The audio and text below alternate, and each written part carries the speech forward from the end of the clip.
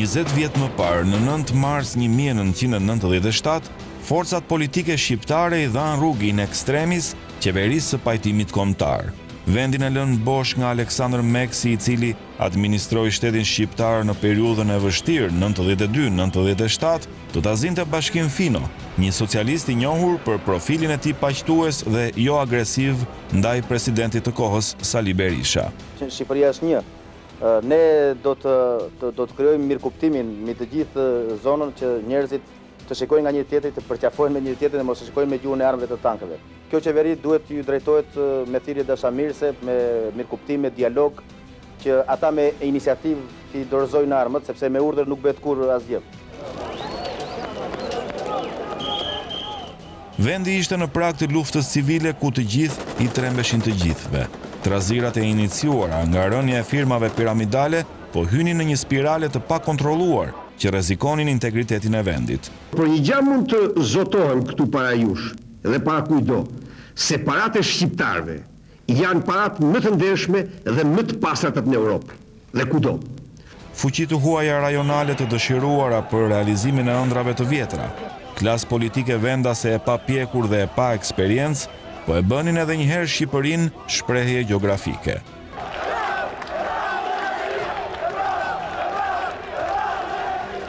Por për fat të mirë, ndërhyrja ndërkombëtarëve e përfaqësuar në publik nga ish kancelari Vranicki, që ishte dhe mediatori i kohës, dhe pikat e fundit të bonsensit të politikanëve shqiptar, bën që vendi të shpëtonte. Por armiqësit vetëm sa ishin fashitur, ish komunistëve që tashmë i thoshin vetes socialist, ju dukej se koha ju kishte dhënë të drejtë, ndërsa demokratët ngjante se fati ishte treguar mizor me ta, duke lejuar edhe njëherë ata që kishin qeverisur për 45 vjet të rimerrnin pushtetin. Mbrëm dhe sot, një rebelim komunist i armatosur, i organizuar nga ish komunistët shqiptarë dhe ish policia sekrete shqiptare, duke krijuar kushte për të zhytur Shqipërinë në një luftë civile. Ndarjet veri jug, Tosk dhe Geg ngjanin të ringjallura. Pjesë të tëra të territorit ishin jashtë kontrollit të shtetit. Bandat e armatosura kishin krijuar feudet e tyre politike, të sponsorizuara edhe nga politika, ndërsa kapobandat ishin yjet e emisioneve të lajmeve, ku me armë në dorë merrnin poza prej Robin Hoodësh modern. Robin Hoodi ka pas dëshirë, ose mund të ka dëshirë që në ndjetë si zanin. Ne do bashkëpunojmë me policinë, gjithë popullit bashkë, të zhdukim kriminalat, jo vetëm Berisha, duhet besë. Të gjithë berishianët.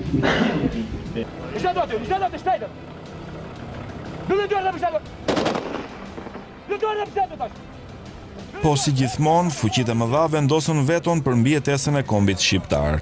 Misioni Alba ishte shenjë e vendosmërisë së Perëndimit për ta mbajtur Shqipërinë si një njësi të pavarur në gjirin e kombeve të qytetëruara. Dhe në këtë mision, mes iracionalitetit, patën ndihmën e shqiptarëve të thjeshtë, të cilët kishin më të zhvilluar se politika sensin e jetesës së përbashkët. Bilanci i paguar nga shqiptarët në këtë marrëzi kolektive ishte ai një lufte. 1 miliard e 200 milion dollar ishte llogaritja e përafërt që shqiptarët kishin lënë në skemat piramidale, të cilat kishin si emërtesa nga emra lumenjsh, malesh, personash e deri aktor filmash, si për të treguar marrëzinë tonë kombëtare dhe papërgjegjshmërinë ndaj paras. 200 deri në 300 milion ishte për llogaritja e shkatrimit të objekteve dhe dëmi ekonomik, por edhe ky i marr me përafërsi pasi ekonomia lëvizte kryesisht në të zezë. As numri të vrarëve nuk mund të llogaritet me saktësi në një hapësirë ku për muaj të tërë nuk funksiononte shteti dhe ku nuk dihej kush kishte vdekur nga plumbi, shpërthimet, aksidenti apo vdekja natyrale. Bilanci përafërt thot për 360 polic, 3.000 qytetarë të vrarë dhe 5.000 të plagosur. Ndërkohë forcat e armatosura nuk ekzistonin më. Në muajt e revoltës u plaçkitën gjithë depot e ushtrisë dhe rezervat e saj. Armët e këmbësorisë u kthyen në lodra fëmijësh dhe kushdo që kishte pak vullnet mund të bllokonte rrugët nacionale dhe ngrinte post-blok që plaçkiste herë në emër të antiberishëve dhe herë në emër të shtetit që nuk dallonte shumë prej banditëve.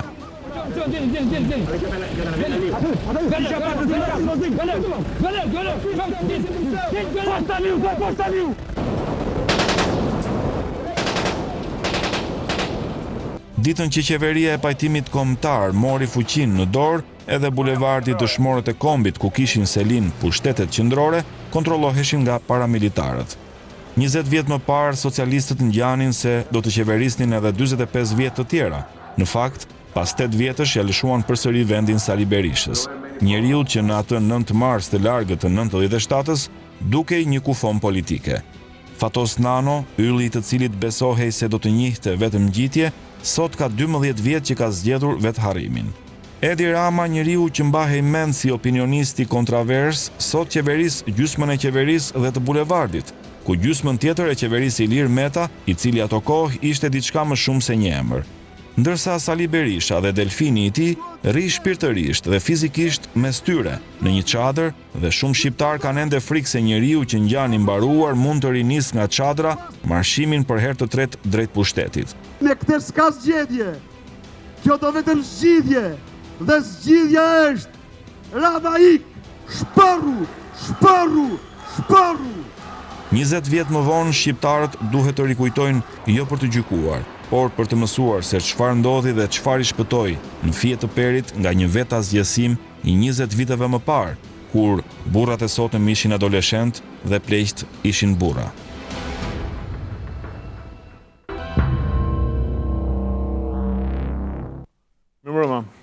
Do diskutojmë me protagonistët dorës së parë të asaj kohe, për të rinjtë e sotëm janë emra që nuk thonë shumë, ndërsa atëherë kanë qenë nga ata njerëz të cilët dikonin dhe bile dhe frymëzonin masa të mëdha. Pastaj kanë qenë edhe njerëz të cilët formuan qeverinë e pajtimit kombëtar dhe na ruajtën si komb.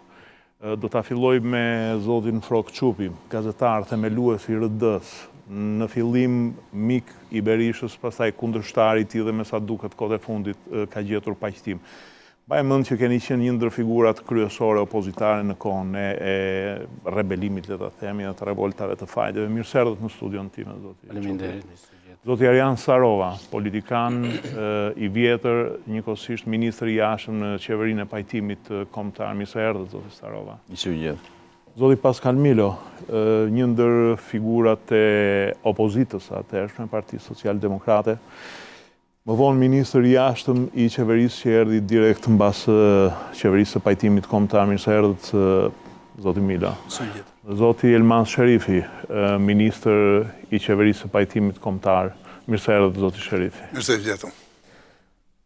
Zoti Çupi, me sa mbaj mend, dhe të paktën edhe historia kështu shkruan, drama e 97-s filloi me zgjedhjet e 26 majit. Juve vetë në atë kohë si e përjetuat zgjedhjet e 26 majit, ju duk se Berisha u saldua përfundimisht në pushtet, apo ishte fillimi fundit të një cikli pushteti i cili filloi me shpresat mëdha në 92-shin?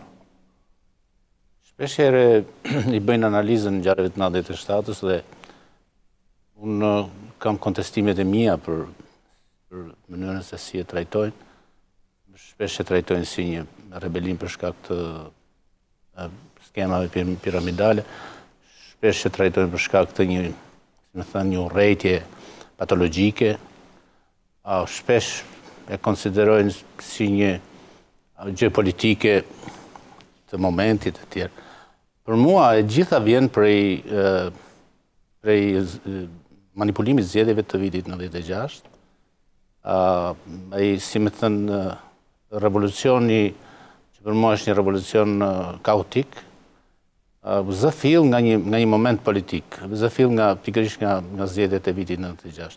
Zgjedhjet e vitit 96 u manipuluan tërësisht, ishin pushteti nuk arriti do të reflektoj për atë çfarë kishte ndodhur. Sidomos kur i kërkuan amerikanët, mos besoj duhet ishte reflektuar më përpara, sepse fitimtarët e vitit 1992, ku në atë grupim bëja pjesë dhe unë, sepse jam një nga kryusit e PD-s, humbën në referendumin e vitit 94, ishin humbur pak më përpara në zgjedhjet lokale, dhe nuk arritën dot të gjykojnë mbi raportet që kishin me zgjedhësin dhe me qytetarin. Viti 96 ishte një provë, duhet ishe shumë pamend që të mos e lexoje dot atë çfarë kishte ndodhur përpara.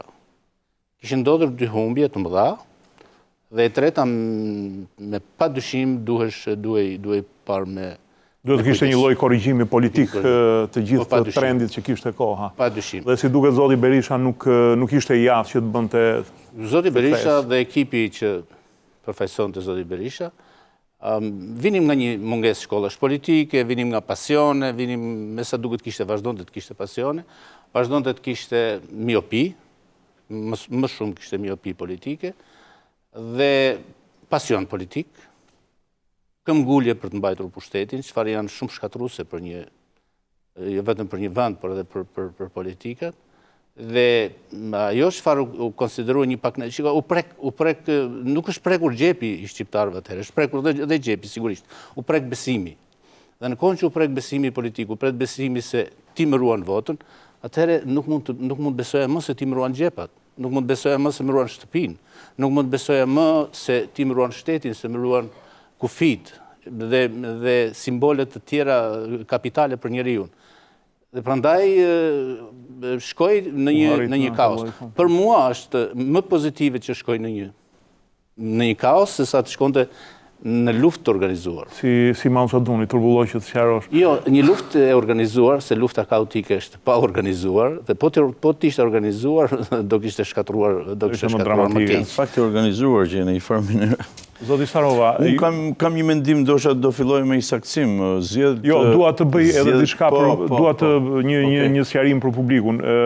Juve në atë kohë kishit dalë nga një shizme e Partisë Social-Demokrate, mos gaboj, dhe ishit... Në 94-ën, po. Po, në 94-ën dhe ishit pjesë e pushtetit të zotit Berisha, bashkë me zotin Teodor Lasho, të ndjerin Teodor Lasho.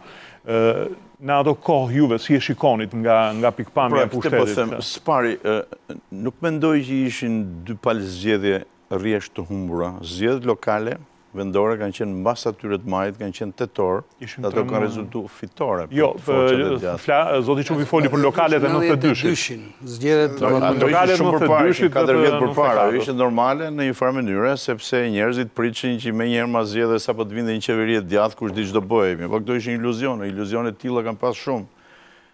Dhe unë e fus edhe veten time tek ata që kishim iluzione, por shkalla e iluzione natyrisht varet nga një njeri tek tjetri. Gjithë kemi pas iluzione. Kur unë s'kam menduar që mas 26 vjetësh ne ende si forca politike jemi ndarë në dy blogje, si në dy llogore, shpenzojmë energji, mendje e shumë kohë për një dialog i cili shpesh kalon në absurd. Ndërkohë që bota, BE-ja, amerikanët, tjerë thonë, gjeni gjuhën e bashkëpunimit. Ne kemi gjetë vetëm 2 pika. BE NATO për gjithë tjerat. Kjo ishte edhe NATO vite? Nuk pranojnë. Do me thënë... Kjo frymi ishte edhe NATO vite, apo ishte akoma më agresive? Kur imagjinoj, për në atë kohë kishe iluzione, dhe unë isha nga ata që kisha iluzione, se mendoj Shqipëria do bëj shpejt, po si ka që thjesht, sepse hynë shumë gjëra dhe ndoshta nuk del jo një tryez, po qindra tryeza për këtë gjë. Unë mendoj që lidhur me zgjedhjet e majit 96-s, natyrisht ka pas manipulime, se ato tashmë janë pranuar, unë s'kam qenë prezent, por e kam ndjerë me mënyra tjera, por mendoj që ajo që i acaroi gjërat, ndoshta ishte keqtrajtimi i protestave të smajtës në shesh. Natyrisht, edhe nga ana e protestuesve pati, mund themi truke, se ne shqiptarët nuk rrim pa truke, për të treguar që çfarë po bën qeveria, por qeverisja nuk i trajtoi siç duhet. Në fakt në atë kohë, ndoshta ishte një dhunë e tepërt e cila i acaroi gjërat e para. Po e dyta ishte gjithashtu sepse u shfrytzuan piramidat, skemat piramidale që filluan të rënohen, filluan të shfrytzohen në mënyrë politike në atë kohë. Kam idenë që opozita asaj kohë ishte një çike trembur socialistët. Nuk ishte trembur, pse unë e kam vështirë të besoj që Zani Çavushi dhe tjerë ishin ata që bën rrëmuj Shqipërinë. Shumë e vështirë.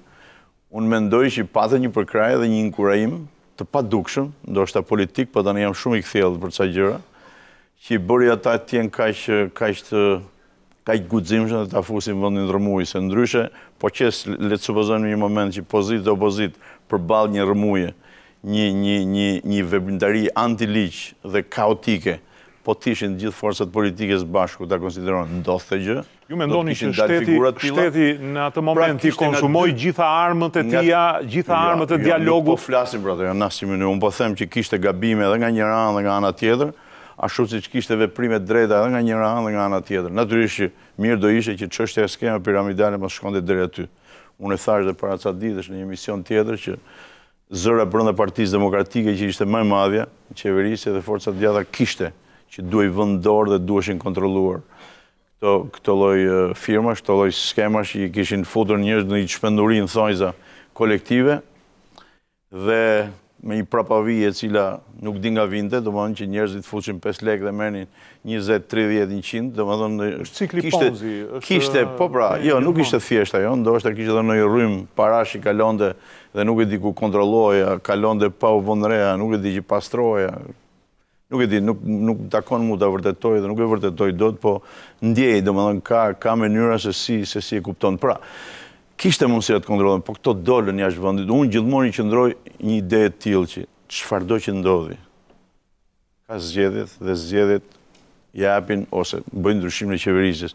Nuk ishte nevoja që të kalosh në një protestë të tillë me armë, ashtu siç u bë në 97-ën, me gjato shkatrimet cilat vendi i vojti shumë, madje të thosha edhe sot, ka reminiscenca, ka një inerci të asaj kohe e cila vazhdon. Jo, po më fal, një pjesë të këtij debatit madh politik, kaq tegër, kaq të acaruar që vazhdon ende sot e majta me djathën, sikur me qenë, le themi, dy popullsi të ndryshme, krejt ndryshme, dy kombësi të ndryshme, dy botë krejt ndryshme, domethënë ka natyrisht është maisur, është nxitur dhe nga ajo kohë përveç tjerave.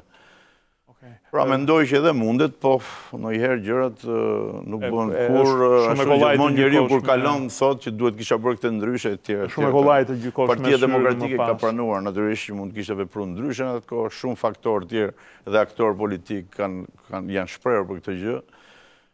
Gjithmonë kur shikon prapa, gjithmonë ka mundësi me bërë diçka ndryshe, pa diskutim. Unë tash i bëjmë tani, po ne as tani s'po i bëjmë. Zoti Milo, juve keni qenë antari i Partisë Social-Demokrate në atë kohë, e cila ishte një parti e cila kishte deri intelektualet më të mëdhenj, kishte hyrë në pushtet me Berishën në 92-shin dhe pastaj ishte u shkëput nga ajo në 94, në që gaboj, pas humbjes së referendumit dhe doli në opozitë. A pati në momentin e humbjes së zgjedhjeve të 26 majit një lloj shokimi nga ana e opozitës, e cila përveç tërheqjes nga zgjedhjet dhe ngjarjeve që ndodhen në sheshin Skënderbej nuk kishte më në gjendje të logjikonte politikisht dhe ja la fatin turmave me rënien në skema piramidale. Unë kam sigurisht pas 20 vjetësh kam një mendim disi më të pjekur në saj të reflektimeve që edhe kohët detyron që t'i bësh. Unë kam qenë një nga nën kryetarët e Partisë Social-Demokrate në të kohë, së bashku me zotin Axhia Liko, dhe padyshim që kemi qenë në qendër të aktivitetit politik të Partisë Social-Demokrate. Zgjedhjet e 26 majit, të gjithë e pranojmë që u manipuluan në mënyrën më skandaloze të mundshme, të gjithë kemi qenë. Ndikoi dhe tërheqja e komisionerëve të Partisë Socialiste nga Ndikoi në momentin kur ne konstatuam që vetëm zgjedhje nuk ishte. Mua më kujtohet në atë kohë kam qenë kandidati i Partisë Socialiste dhe i Partisë Social-Demokrate në Vlorë dhe kur shkoja të vizitoja qendrat e votimit si deputet, po edhe si kandidat, atje ligjin e bënin policët. Madje, më kujtohet fare mirë, në një nga qendrat e votimit i shkova, polici ishte ulur mbi tavolinën ku ishte komisioni. Ulur kështu mbi tavolinë. Edhe nuk na lejonte që ne të shikonim procesin. Por, që të vim tek çështja e pas zgjedhjeve, duhet të them që reagimin e 28 maj në sheshin Skënderbej ka qenë një reagim në fillim shumë demokratik, shumë normal. Në fakt që kishte nevojë Partia Demokratike të ndalonte, domethënë një demonstratë. Ajo ishte marrëzia që bëri në atë kohë.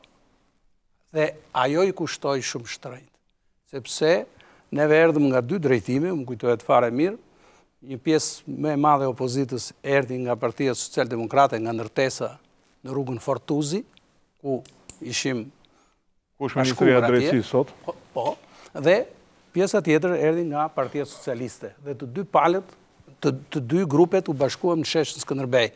Në momentin që ne po ngjitnim shkallët e Pallatit Kulturës për të filluar një takim ose një miting, atëherë u vërsul policia e drejtuar nga Agim Sheu dhe pastaj forcat speciale, të cilat filluan të na godasin mbare prapë derisa na mua atë ditë më shtyr kyçi dorës nga goditjet dhe kurizi ishte bërë via nga shkopinjtë e gomave dhe madje janë filmuar, janë fotografuar, janë gjitha këto dokumenta, po jo vetëm unë, por një numër janë të filmuara, një numër drejtuesish të opozitës së asaj kohe u dëmtuan, u morën, u futën, e tjera. Përveç kësaj skenografie, a kishte një mendim politik se çfarë do bënte, sepse opozita duke i shokuar në ato momente? Opozita që nga momenti që u tërhoq nga zgjedhjet ishte ndërgjegjshme që nuk ishte zgjedhje, s'kishte që të fitonte,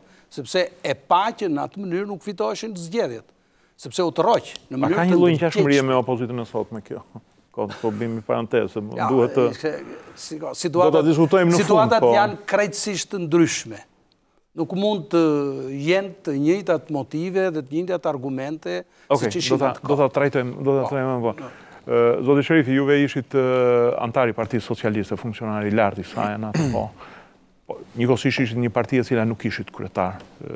Fatos Nano ishte në Burg dhe u gjendët përballë një disfate elektorale. Kur erdhën revoltat, a i pritët si ujnë e pakët për të marrë revanshin? Leibnizi ka një shprehje që mendoj vlen. E sotmja është plot me të shkuarën dhe mbushur me të ardhmen. Dhe mendoj që edhe kjo tryezë synon që të rikujtojmë çka ndodh me qëllim që të mos përsërisim të njëjtat gjëra. Problemet, për mendimin tim, janë të njëjta, kanë vetëm nuanca, disa ngjyrime të vogla në mentalitet nga e shkuara. Edhe të shqiptarëve që janë lodhur më duket nga politika. Sepse në Shqipëri ende nuk ka një kulturë politike të konsoliduar në raportin shtet-pushtet. Në Shqipëri elitat politike, në qoftë se do t'i quanim të tilla, sepse mendoj që nuk e meritojnë për vetë shfaqjen e përditshme, madje të shëmtuar, synojnë pushtetin dhe rotacionet politike nuk synojnë ndërtimin e shtetit me institucione politike dhe juridike të qëndrueshme, por si do të konsolidojnë pushtetin me qëllim që në zgjedhjet e ardhshme të jenë përsëri në pushtet. Ky mentalitet tashmë është bërë një sëmundje e përgjithshme e shoqërisë shqiptare dhe prandaj ju referova Leibnizit. Në ato vite ku ndodheshit juve në periudhën maj-qershor? Unë isha në Partinë Socialiste, isha kryetar departamenti i qeverisjes vendore, antari kryesisë Partisë Socialiste, dhe gjithçka që ndërtohej në Partinë Socialiste, një parti që vinte me një trashëgimi të skaluarës nga Partia e Punës, e kishte si obligim për të përmirësuar përditje, duke njohur shkollën politike të shtetit të së drejtës dhe për të ndryshuar mentalitetin nëpërmjet veprimit politik demokratik. Kështu që situata... Basi e pat veten që ndërkombëtarët nuk kishin ndonjë simpati të madhe për juve si ish komunist. Humbët në zgjedhje. Kishit një lloj frike nga pushteti i Berishës, i cili ishte i plotfuqishëm. A e shikonit revoltën popullore si një mënyrë për të marrë revanshin, për të rikthyer në skenë? Unë e shikoj ndryshe. E shikoj ndryshe dhe këto i kam shkruar, madje kam një libër. E shikoni sot apo e keni parë dhe atëherë ndryshe? Libri është botuar në 2001. E kam parë krejt ndryshe dhe edhe sot them që kam patë shumë të drejtë. Partia Socialiste ishte një parti që po progresonte dhe po krijonte një elitë politike me frymë perëndimore. Nuk ishte frikën e zgjedhjeve, sepse ajo kishte dalë fituese që në zgjedhjet e para të qeverisjes vendore, madje një fitore bindse. Megjithatë që të jemi ishte fituar referendumin, Zoti Shefi, që të jemi koherent, neve themi që për 4 vjetë PD-ja nuk po deperishizohe. Ishte pak e vështirë që një parti që vinte nga 45 vjetë komunizm të komunistizoj me një. Kjo të regonë që nuk ishim një proces demokratik për të sjellë në pushtet atë forcë politike që realisht meriton të mbështetjen e zgjedhësve. Frika ishte sepse mendësia jo demokratike ishte shfaqur me eksperimentin që u bën në disa komuna, në Libofsh, në Mallakastër, ku demonstrua forca si mund të manipulojë vota. Dhe kjo ishte frika. Etja për pushtet, mendoj unë, pra ky raporti shtet-pushtet, bëri që procesi i zgjedhjeve të majit 96 nuk ishte demokratik. Ishte një terror i gjerë dhe opozita u detyrua të tërhiqej. Unë për vete nuk jam tërhequr, madje nuk kam bërë as deklarat që të rriqem në zgjedhjet, isha kandidat për deputet në Tepelen, sepse isha i bindur që i kisha fituar zgjedhjet dhe kështu rezultoi, pavarësisht se që ndodhi më vonë kur ne ikëm. Përfundimisht, po. Dhe unë s'kam bërë deklarat që të rriqem në zgjedhjet dhe ka qenë dhe një kërkesë e gjithë zgjedhësve në Tepelen. Frika e opozitës atërshme ishte sepse nuk ishte zgjedhje demokratike.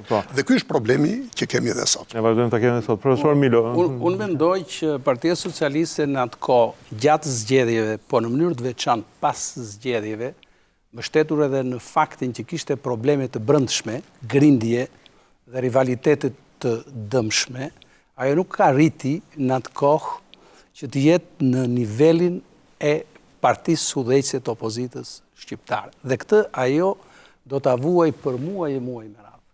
Deri edhe në krizën e madhe të pranverës të vitit 1997. Ne kemi qenë shumë afër, kemi bërë aktivitete bashkë të gjitha, por fakti që Partisë Socialiste i mungonte kryetari që ishte në Burg, dhe fakti që me letrat dhe me diskutimet brenda Partisë Socialiste vetë udhëheqja e Partisë Socialiste ishte e ndarë në grupe që rivalizonin me njëri tjetrin, kjo e dëmtoi Partinë Socialiste në ato kohë.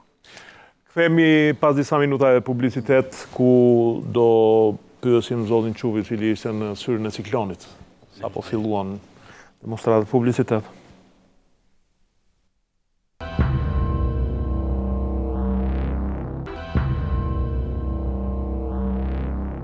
Mbas zgjedhjeve të kontestuara dhe 26 majit, amerikanët i kërkuan qeverisë së Sali Berishës, në fakt ishte qeveri e Meksit, por presidenti Sali Berisha me autoritetin e tij mbulonte gjithçka, i kërkuan që të bënte zgjedhje në 34 zona të tjera për të marrë një rezultat më të pranueshëm, sepse në mos gaboj socialistët u ndan vetëm me 10 deputet nga 140 sa që kishte kuvendi.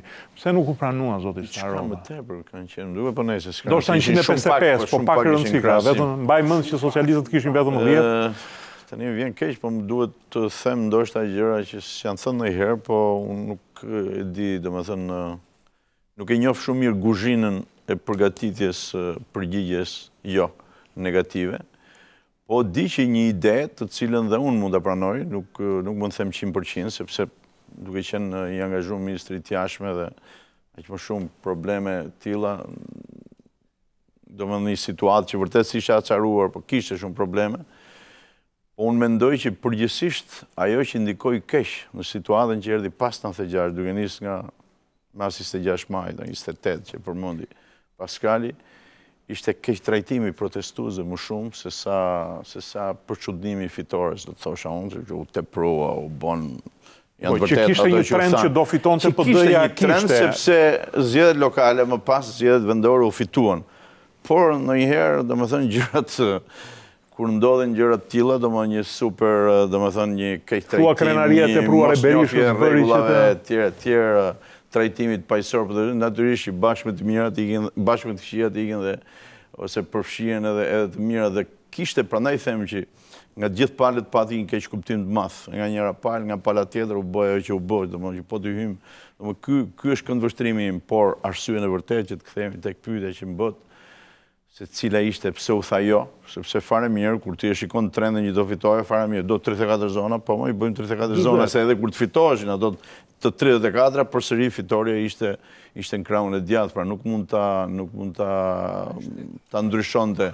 A ishte një nga gafat më të mëdha? Por, mund të quhet dhe gaf, nuk e di, them dot, sepse thash nuk kam qenë pjesë e asaj gjëje, domthon kapja gjëra nga... Nëse edhe me një syrin e një pastaj ministri që u bët...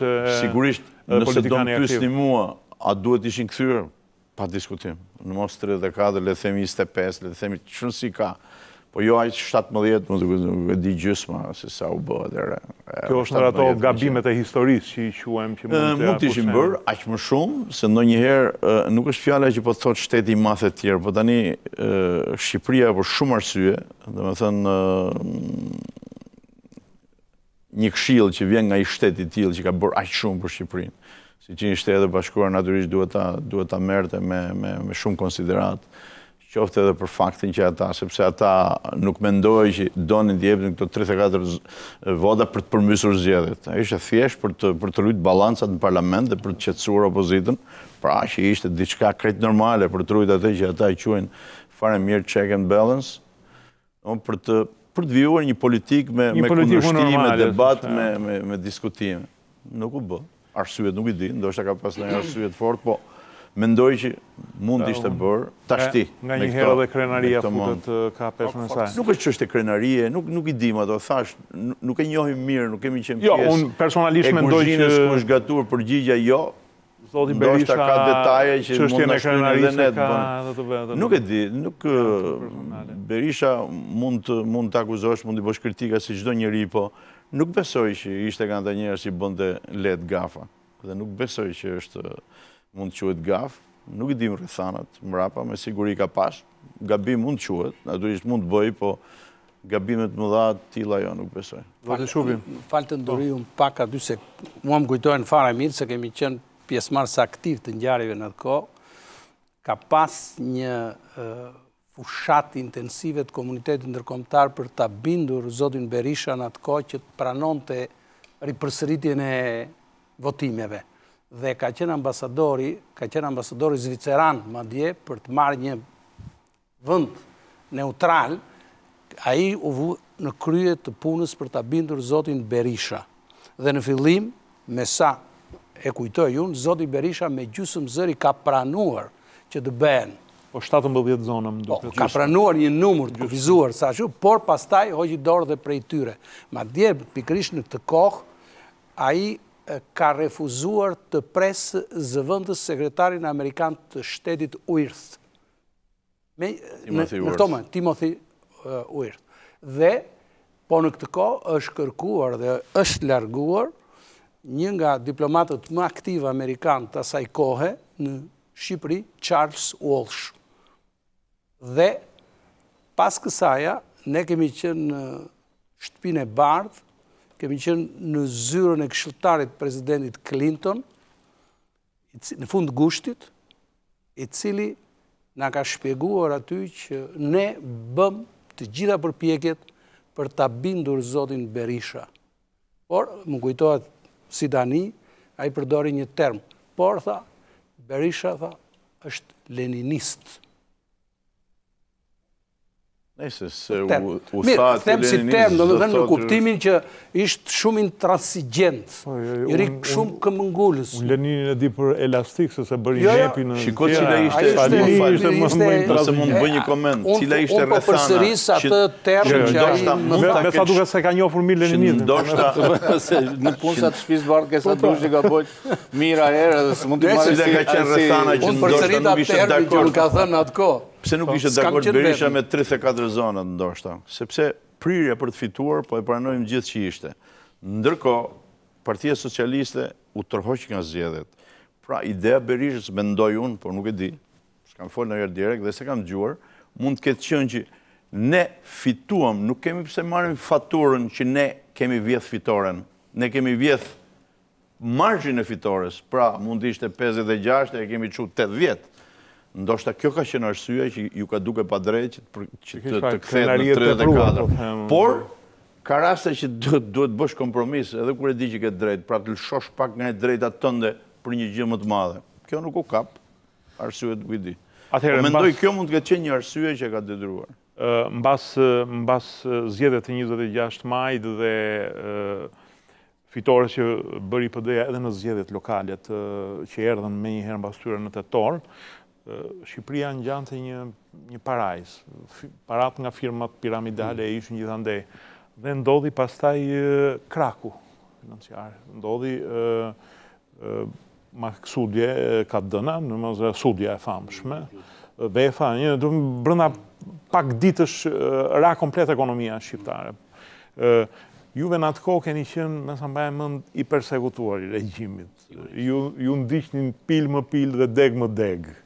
Dhe mbaj mend që shkuat edhe në Vlorë dhe ndëjtët aty, u ngujuat aty dhe e keni parë nga afër atë momentin e rënies së shtetit, besoj, në epicentër. Besoj që e kam parë në detaje, e kam parë në detaje se edhe në refleksion edhe në...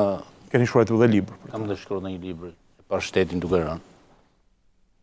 Dhe ajo ishte një thyrje. Ishte momenti, për mua, ishte shumë i logjikshëm për thyrje. Ishte shumë normal për thyrje.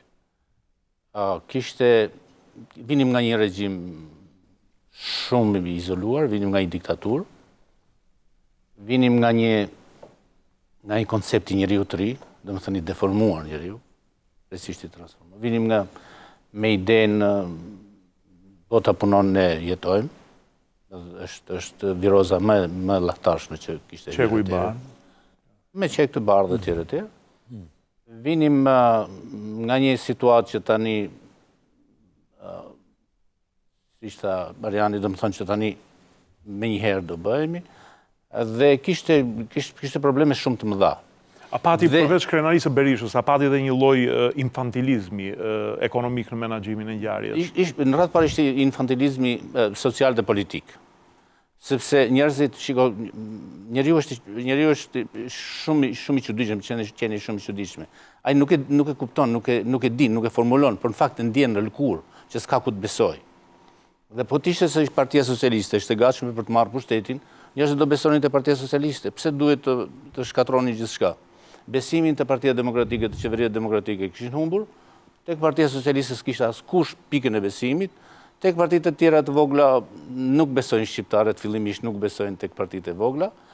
Jo vetëm si parti, po dhe si fuqi mendimi, nuk kanë menduar, nuk kanë besuar atëherë qytetarët e vendit. Dhe situata gjeti pikën më dobët, si thuaç kuputët atje ku është më dobët, u kuput tek pjesa e skemave. A mendoni që shërbimet sekrete greke, sidomos të cilët kishin pasur me Berishën çështjen e 5 minoritarëve, i futën një spic vlonjatëve që nuk duan shumë për të ndezur? Vlora nuk ka qenë, Vlora se ka një deformim të nuk duhet merrem me histori, po Vlora ishte fillimisht në 3 mars kur këtu u shpall gjendje e jashtëzakonshme, Vlora ishte Zvicër. Në Vlorë jetoje në mënyrën më të qetë, domethënë kishte një ekonomi, kishte një mënyrë për të, domethënë djemtë e Vlorës kishin bërë ato bizneset e vogla, kishte një ekonomi thuajse të mirë për kohën, dhe në Vlorë nuk kishte hyrë virusi, akoma nuk ishte problemi i Vlorë. Në Vlorë degeneroi situata për arsye të futjes së njerëzve të shtresave të ulta, shumë të ulta, që tani janë në përburgje, për të marrë situatën në dorë. Domethënë, ai ra në kaos, po jo Vlora ka rënë në fundin në kaos, mos harrojmë gjë të tillë. Në fakt ishte lushja e para që plasi. Vlora në shkurt ishte në kryerritje, i shkurt, më vjen keq. Jo, absolutisht. Më fal, në janar u ngrit lushnja. Jo, s'është vërtet. Me 3 mars, me 3 ose 4 mars, unë kam shkuar në librin tënd. Po, me 3 ose 4 mars unë kam udhëtuar për në Vlorë. Edhe vërteta se unë kam shkuar për një shërbim të gazetës dhe jo për arsye. Pastaj jam kthyer, pastaj kam shkuar përsëri me gazetarët huaj. Unë kam jetuar ngjarjet profesor, në shkurt u vra Artur Rustemi. Artur Rustemi nuk është vrarë për arsye të këtyre. Nuk e di kur është vrarë. Artur Rustemi është vrarë për te skelës. Artur Rustemi është vrarë për disa arsye të tjera. A demonstronte populli kundër përhumbjen e parave që në shkurt? Populli ka demonstruar, jo. Në mars të vitit 1997, në marsin e vitit 97, unë në kohën që këtu është shpallur gjë njerëzakonshme, Vlora ka qenë krejt e qetë. Unë do ta... Ne nuk po bëjmë këtu, do më thënë asgjë, po kjo është krejt e vërtet... S'kemi pse mendoj unë të qëndrojmë tani të... Mund të qëndrojmë të kjo, por... Jo, më tepër është momentin ndezjes së protestës. Duhet të përgjigjem pyetjes. Unë nuk e kam besuar kur konspiracionin e shërbimeve të huaja. Nuk e kam besuar as konspiracionin e shërbimeve të huaja dhe as ndërhyrjen e forcave të tjera. Ajo ishte një çmenduri kolektive, ishte një marrëzi kolektive, kur them kolektive, të marrishin radhë parë ata që qeverisnin, pastaj duke vajtur te populli thjesht. Marrëzia kolektive nuk menaxhohet, situata shkoi në kaos, nuk kishte parti politike, për të thënë vërtetën, kot që themi sot, s'kem se të bëjmë krahasime, nuk mund ta nxjerrim nga konteksti i atëhershëm atë ngjarja i përket vetëm asaj periudhe dhe nuk mund ta studiojmë duke krahasuar. Ajo është një ngjarje krejtësisht nuk është e turpshme, siç e trajtojnë, është një gjë që i ka të tëra motivet. Vije nga një shoqëri e rëndë, vije me një psikologji të përgatitur për të krijuar parajsen me njëherë, vije erdhe humbe besimi tek një forcë politike që në fakt është votuar fuqimisht në vitin 92. Nuk ishte krijuar besimin politik, besimin tek Partia Socialiste dhe tek partitë të tjera, kishte vetëm një besim, kishte Gazeta Koha Jon. Kjo është e vërtetë. Domethënë njerëzit ngrihen në mëngjes dhe blenin Gazetën Koha Jon. Dhe unë mbaj bile nga një herë Koha Jon hapi me titullin çfarë po bën opozita. Nuk kishte, realisht nuk kishte opozitë. Realisht pse s'kishte opozitë? Jemi tërësisht unë i kam jetuar shumë afër atë situata, madje unë mund të them se presidenti Berisha në qoftë se nuk do trembej, do i kishte fituar zgjedhjet e 26 mars. Pse s'kishte opozitë? Po nuk kishte opozitë, sepse nuk kishte. Kjo është pejorativ, nuk kishte. Opozita ishte tmerrsisht e dobët, e përqarë. Kryetarin e Partisë Socialiste e kishin në burg. Kryetari i Partisë Socialiste dërgonte letra dhe unë ti e di që unë i lezoja ato letra, dërgonte letra dhe letrat keq trajtoheshin nëpër grupet e tyre. Kishte një luftë brylash mes tyre, të brendshme. Unë e di shumë mirë se kam qenë brenda, e di kam qenë pjesë. Jo, unë kam qenë pjesë e asaj strukture politike, e di shumë mirë, po kur një opozitë është e dobët, pse ushtrohet dhuna? Nëse Partia Socialiste e ka bërë ndonjë njeri në këtë vend, e ka bërë Sali Berisha, sepse e frustroi. Nuk duhet frustruar. E frustroi dhe njerëzit kthyen pas 97-s. Jo në deri në 97. Kur një opozitë është e dobët, e ketë garantuar të marrësh pushtetin. Përse ushtrohet dhuna? Dhuna po ju them pse ushtrohet, sepse dhuna ishte shumë dimensionale. Dhuna nuk ushtruan mbi Partinë Socialiste. Dhuna ushtruan mbi një demonstrim që u bë në sheshin e Tiranës. Presidenti i kohës nuk arriti dot ta gëlltiste protestën kundër tij. Kjo është kaq e thjeshtë. Jo vetëm presidenti, unë nuk duhet të bëj debate, por... Presidenti ishte gjithçka atëherë, se nuk ishte edhe me këto kompetenca që ka sot. Presidenti ishte i fuqishëm. Bile mund komandonte edhe mbledhjen e qeverisë. Dhe merrte pjesë në mbledhjen e qeverisë. Jo vetëm ishte i fuqishëm, po edhe humbja e referendumit, pikërisht kishte në thelb prirjen për t'i marrë të gjitha kompetencat, për ta bërë gati një shtet, një formë presidenciale të qeverisës.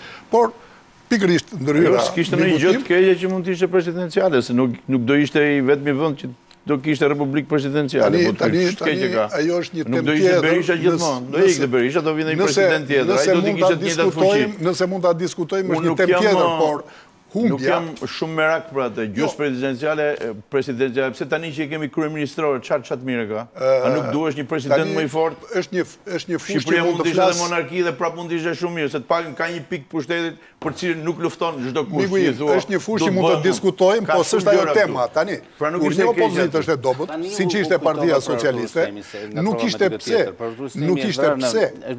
të ushtrohej një dhunë kaq në të gjitha dimensionet. Pra, realisht, shoqëria ishte e trysnuar. Zoti Sherifi, nuk mund të mohojmë me syrin e të pastajmes, Partia Socialiste kishte një luftë të brendshme mocion-antimocion, kishte trashëgiminë komuniste dhe ishte një vend i cili nga fajdet, nga trafiqet, por e kishim për turp në Vlorë të pinin konjak, pinin vetëm uiski. Atëre, për të gjykuar... Bajmë në kushurin të mi që kur vajta ullë në tavolin, kërkoha konjak, më thanë qa thuore, me uiski. Atëre, përgjojë me kërkuj. Për të gjykuar atëre 96-ën, ne le të vim të 97-a. Përse qeveria e KOS nuk reagoi kur filloi të çthurej shteti dhe protesta... Kjo është problemi madh i Berishës. A mund të them diçka? Përse?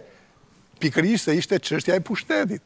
Jo, si çështje pushtetit. Ishte çështja e pushtetit. Ishte edhe çështje përvojë. Çështja e pushtetit. E kemi dhe të sot shumë të fortë këtë mendësi. Çështja e pushtetit. Deklaratat që ka bërë zoti Berisha. Prandaj era shteti. Prandaj u shkatërrua shteti. Paratë e shqiptarëve janë të sigurta. Më të pastra të votë. Më të pastra. Edhe kaq ishte aludim dhe kjo i bëri njerëzit ta marrin si mbrojtje. Se po të kishte dhënë sigurta do të ishte shumë më deklaratë janë të realiste. Lejoni të them dhe unë diçka. Më fal ta mbaroj frazën dhe merreni fjalën. Sepse edhe në gjirin e qeverisë Meksi, të flasim se kryeministri ishte Aleksandër Meksi akoma. Në 2 mars ata dorëheqën ka qenë ende kryeministri Meksi. Ka qenë ministri i financave Ridvan Bode, i cili në atë kohë e ka paralajmëruar qeverinë e tij që këto do na çojnë në kolaps. Mirë po, për shkak se ishin zgjedhjet në tetor, zgjedhjet për pushtetin vendor në tetor dhe një mbyllje e firmave piramidale do ndikonte negativisht në zgjedhje, Berisha doli dhe bëri këtë deklaratë në kundërshtim me mendimin e specializuar të ministrit të financave. Zoti Milo, për të qenë koherent, Berisha ka thënë tekstualisht kështu. Nuk ka sagë si saga e shqiptarëve që kanë rrahur dete dhe kontinente në emigracion për të grumbulluar këto para. Prandaj paratë e shqiptarëve janë paratë më të pastra në botë. Ka thënë për paratë e piramidat. Kjo ka qenë tani që merre i fjala për piramidat shqiptarët si komplotistë. Pa diskutim që e kanë marrë. Ishte shumë i qartë që sa megjithatë për të qenë aludimi korrekt, më vjen keq në mekanizmin e shtetit. Nuk mund ta se duhen ditë e vite të tëra për ta thënë se çfarë kemi kujtuar. Mekanizmi të shtetit, më fal, mekanizmi i shtetit kishte pësuar disa defekte. Defekti i parë praktikisht, se më kujtu, më vjen, ishte mosdorheqja e qeverisë. Në qoftë se, unë kam përshtypjen se, në qoftë se Meksi do kishte dhënë dorëheqjen 2 javë përpara, mund mos kishim shteti duhet të reflektonte në një farë mënyrë agriment me revoltën popullore. Revolta kishte filluar. Kishte çështje së dyti, nuk duhet shpallur gjendja e jashtëzakonshme. Në qoftë se do shpallet gjendja e jashtëzakonshme, duhet shpallur shumë kohë më përpara. Në atë kohë, në 2 mars, kur është shpallë gjendja e jashtëzakonshme dhe kur është rizgjedhur president zoti Sali Berisha, shteti kishte rënë. Shteti ka rënë përpara se sa 3 mars. Revolta kishte një bazë të fuqishme sociale. E treta, nuk mund të mendonte shteti në atë kohë, nuk mund të mendonte shteti mbi pushtetin dhe të nervozohej me 26, të humbte të ruan me 26 maj, me idenë se ka humbur. Mund mos kishte humbur, dhe sigurt kishte humbur, s'do kishte ndodhur asgjë. Domethënë shteti praktikisht ka rënë aty nga vera e vitit 96 dhe mbasi kishte rënë shteti, ky është mekanizmi, mbasi kishte rënë shteti, ishte pushteti rrugës, ishte pushteti kaosit. Ne kemi jetuar në kaos dhe po ta studiosh si element të kaosit, unë mendoj se është një kaos perfekt. Sepse nuk ka, vetëm një fjalë, më fal, sepse rastësia u bë mbreti ekstrem. Ky ishte e tëra. Fakti që tha Berisha që paratë e shqiptarëve janë të pastërta, fakti që Ridvan Bode përmendi rrezikun e kishte përmendur dhe Luniku më përpara me shkresën. Guvernatori Luniku, le ta përmbledhim, domethënë që brenda Partisë Demokratike dhe brenda qeverisë kishte zëra që përplaseshin me njëri tjetrin lidhur me rrezikshmërinë e firmave britane. Ndoshta piramidale, rënies tyre.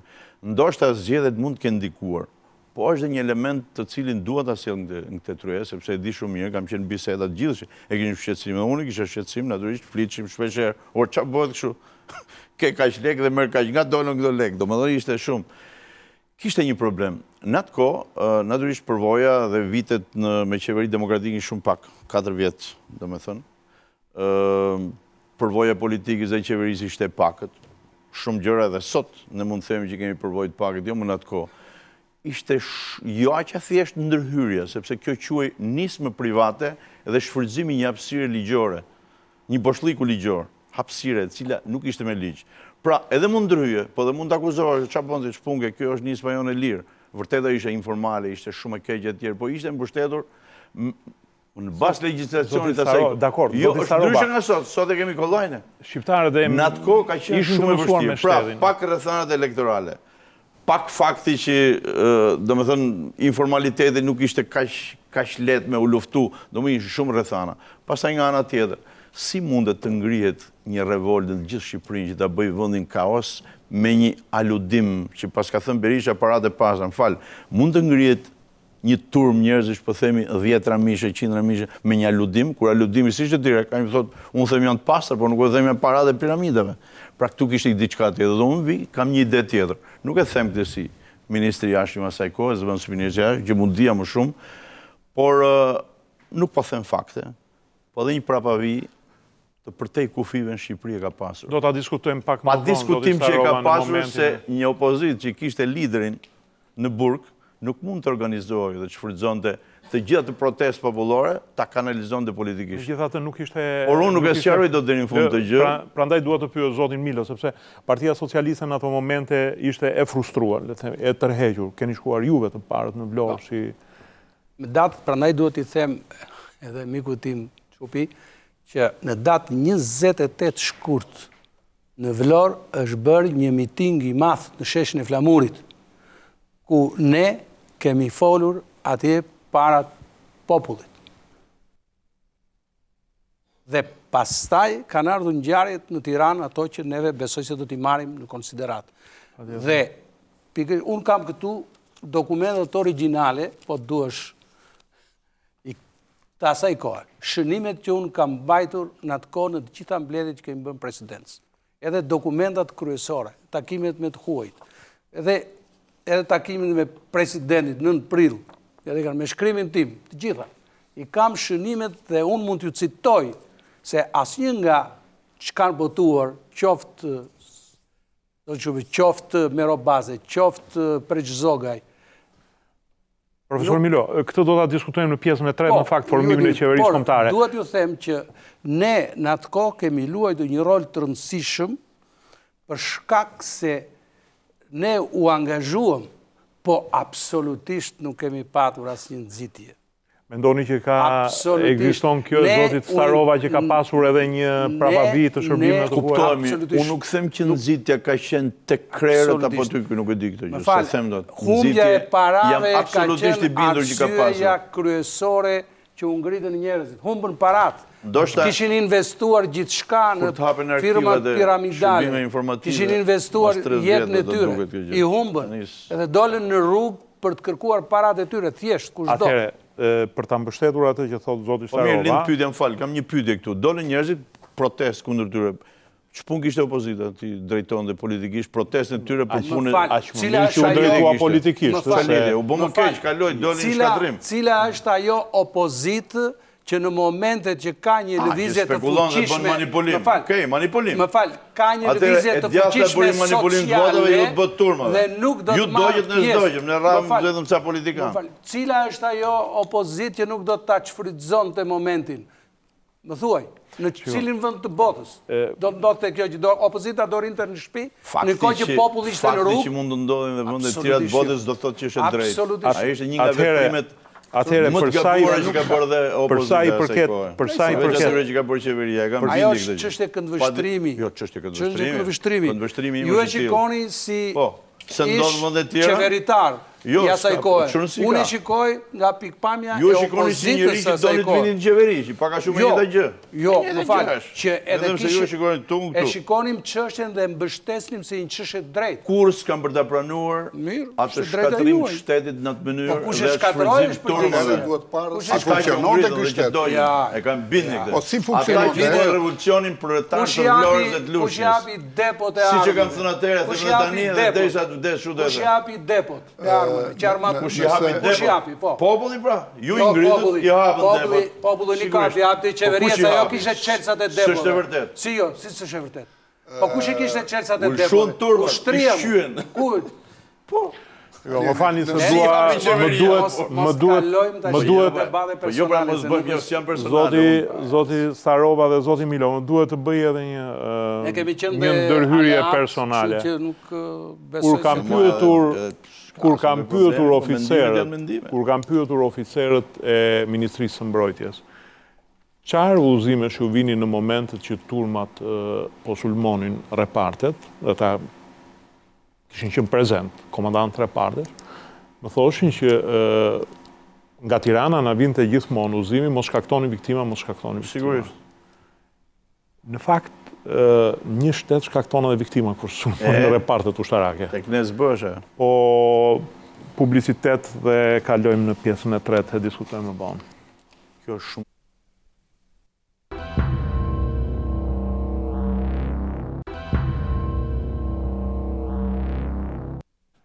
Bas sulmit që njerëzit bën mbi godinën e Shikut, ku vran disa punonjës të Shikut në Vlorë, ras Saranda. Mbas Sarandës, Dibra. Mbas Dibrës, Gjirokastra, Delvina, dhe në përgjithësi jugu kaloi i pamenaxhueshëm. Në 2 mars, qeveria Meksi jep dorëheqjen dhe forcat politike mblidhen që të formojnë një qeveri të përbashkët e cila u quajt Qeveria e Pajtimit Kombëtar. Zoti Milo, pati vështirësi negociuese për arritjen në këtë pikë që 2 kundërshtarë të paepshëm deri në atë moment, PD dhe PS të uleshin në një tavolinë? Është një histori më vehte, shumë interesante. Ariani ka qenë dhe ai në bisedimet që janë zhvilluar me 10 parti politike dhe unë me që kam zakonin që mbaj shënime për takimet dhe mbledhjet ku marr pjesë, zakon që vjen nga profesioni im, kam këtu shënimet janë mbajtur në datën 6 mars të 97-ës, kam shënimet janë mbajtur në 7 mars në 9. Kanë qenë shumë intensive, e vërtetë. Shumë intensive, ne shkonim atje dhe me orë të tëra. Duhet ju them që bisedimet kanë qenë shumë të vështira. Para se të shkonim në bisedime, u bë një para përgatitje për të mbushur mendje në radhë parë presidentit të Republikës, zotit Berisha, që të ulej në bisedime me opozitën. Tu ka qenë vështirësia e parë e momentit. Në datën 3, shteti ishte i rënë, ishte i detyruar të ulej në... Po, pas asaja, ju e dini që u shpalt gjendja e zakonshme, ai u zgjot për mandatin e dytë, dhe pastaj me ndërhyrjen e faktorëve ndërkombëtar, jemi ulur për herë të parë në 6 mars. Dhe presidenti, po citoj ato që kam shënuar nga goja e tij, i kërkoi tavolinës që të përcaktohet një platformë për të zgjidhur fazën e parë, dorëzimin e armëve të njerëzve. Kushti i parë thotë dorëzohen armët. Nëse zoti Milo që mos bëjmë se nuk marrojnë dot. Ne si opozit kërkonim një rezume, ishte e vështirë. Kërkonim zgjidhje politike. Kurse zoti Berisha dhe Partia Demokratike kërkonin dorëzimin, çarmatimin e popullit. Këtu ka qenë konflikti kryesor, që ne kërkonim zgjidhje politike, ndërsa ata kërkonin vetëm çarmatimin e njerëzve dhe asgjë më shumë, vazhdimin e qeverisë. E pranonte zgjidhjen politike, por jo me armë në duar, sepse është dialog i paparapartë. Tani duhet të qëndrojmë historisë, tani ju keni shtime Po, unë kam kujteset. Po, mirë, të ashtë... Ky është kushti parë. Më falë. Ne nuk mund të bëjmë dialog bashkë për gjithë zgjidhje politike, kur njëra palë është armatosur. Po, si ka që për dialogu, se... Më falë, edhe njerë, nuk është thjesht ky kushti. Keni 3 orë, thot Berisha, që jepni opcione dhe jepni prevalencë armës, thoshte. Nese, si përfundim, Zoti Milo. Si përfundim, tani, ne në 6 mars u ra dakord për në parim për të gjetur një zgjidhje politike, po nuk u përdor fjala zgjidhje politike.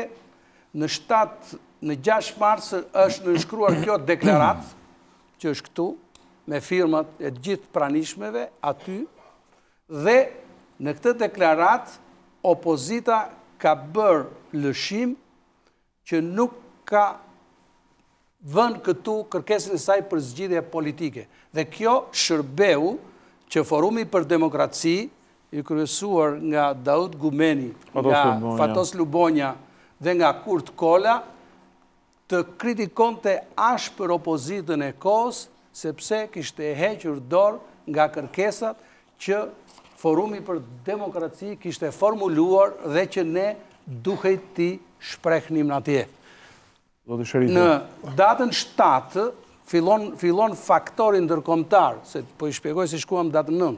Datën 7, faktori ndërkombëtar me intensitet të madh bën presion edhe në qeveri, edhe te zoti Berisha, edhe tek opozita, dhe ka ardhur ministri i jashtëm i Hollandës, Van de Mierle, i cili ishte dhe Hollanda kishte presidencën e Bashkimit Evropian. Do me thënë, Berisha pavarësisht se ishte në in extremis, nuk kontrollonte vetëm bulevardin dëshmorët e kombit, prapë ishte një negociator i vështirë që nuk pranon një zgjidhje politike në një parti koalicioni, apo jo?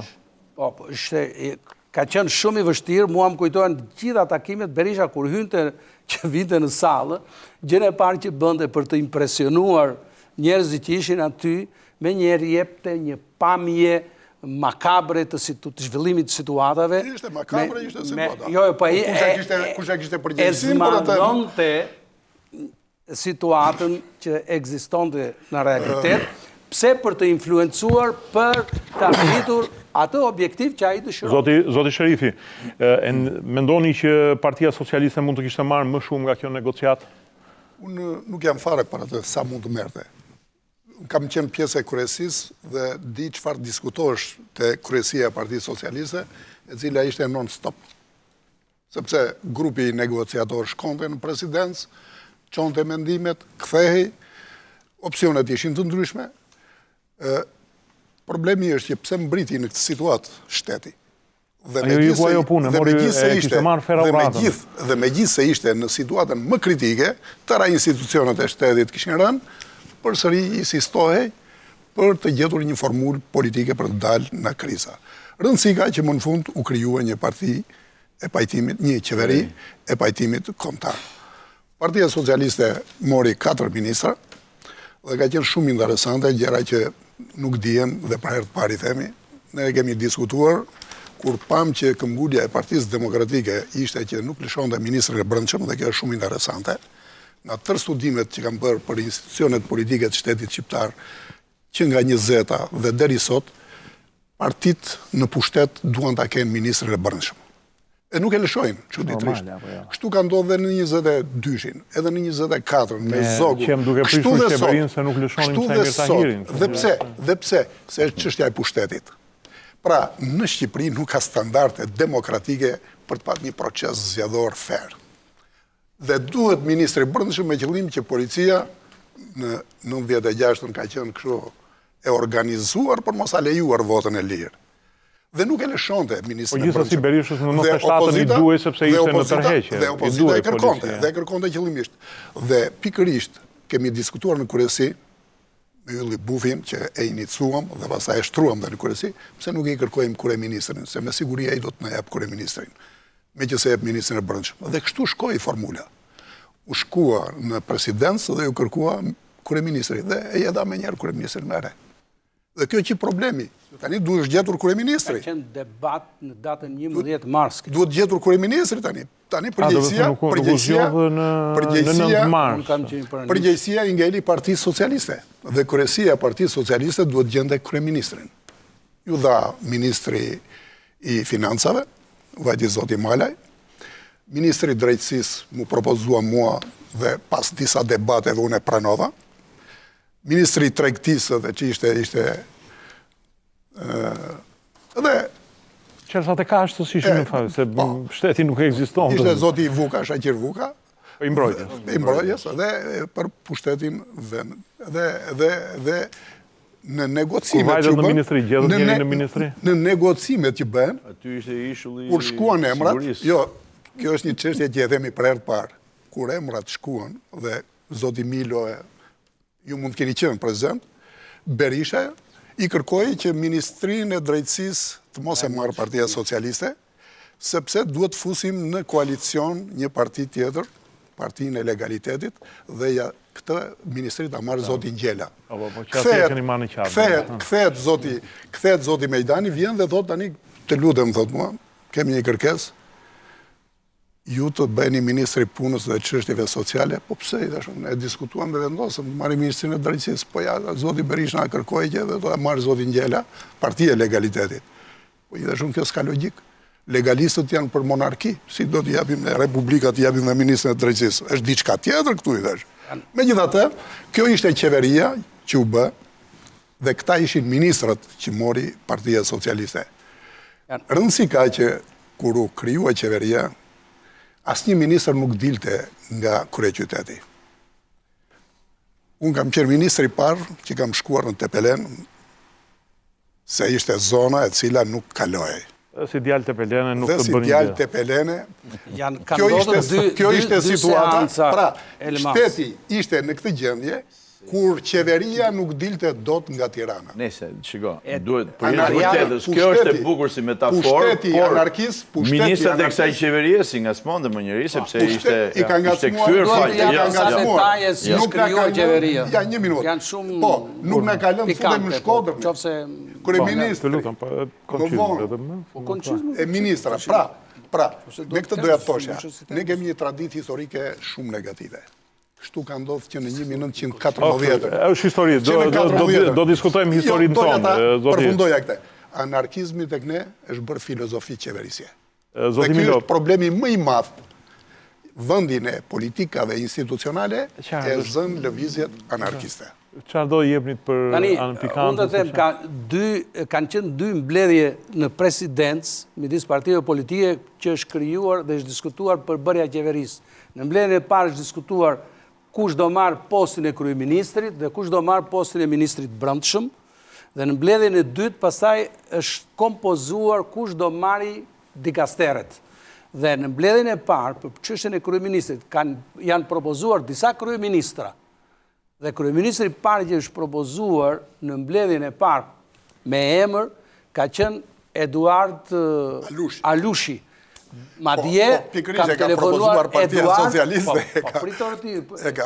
Eduard Alushi nuk gjendej dhe është kërkuar që të gjende dhe u gjend, ju morë pëlqimi dhe karë. Po dale ore mas me lërë tashi se kam qenë atje dhe ti them gjërat, pasaj ti kundërshtoj. Eduard Alushi, po mirë nuk the unë.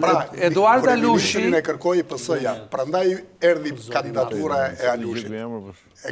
Eduard, po e thamë atë në mbledhjen e parë, thamë, është diskutuar në parim, kush do marë kryeministrin dhe kush do marë ministrin e brendshëm. Që është diskutuar është një histori e madhe, mund të bëjmë një libër ne vetëm për kryeministrin brenda kryesis. Pastaja, kush do bëj kryeministrin, se u oth poshtë kandidatura e Eduard Alushit nga zoti Berisha. Dhe u qua Majko. Dhe pas kësaja, u qua Majko, por Berisha nëzori një pretekst asaj kohe, që nuk do bëhet kryeministër një person që është në udhëheqjen e lartë të partive politike. Nga që s'kishte brushrin. Jo, atëre pasi nuk u refuzua ka qenë Majko këtu dhe Dokle. Këta dy kanë qenë atje në negociata. Ka qenë Mejdani? Mejdani s'ka qenë asnjëherë në tavolinën e partive politike. Këtë ta jap 1000%, sepse Mejdani refuzoi, nuk donte të vinte. Dhe s'ka ardhur asnjëherë në atë tavolinë. O zoti më thu, unë po të them s'ka qenë asnjëherë. Tash mos kë më gulko. Nëse nuk ka rëndësi kjo. U bë pastaj, u bë diskutimi ja. Po jo moj kryetari i grupit ishte Mejdani, ishte në amiku, po si s'ka qenë, po çfarë di tani? Po shikom mirë, dakor, ti mbaj mendimin tënd. S'ka rëndësi ajo. Mbaj mendimin tënd, u kam mirë mund na ketë gënjur Mejdanin e kthesh mes rrugës, po jo më çfarë ka qenë takime dhe informonte kryesin për gjithçka. Me letë mbaroj. Në 11 mbaroj, në 13 ka dalë dhe është krijuar qeveria pastaj. 13 mars.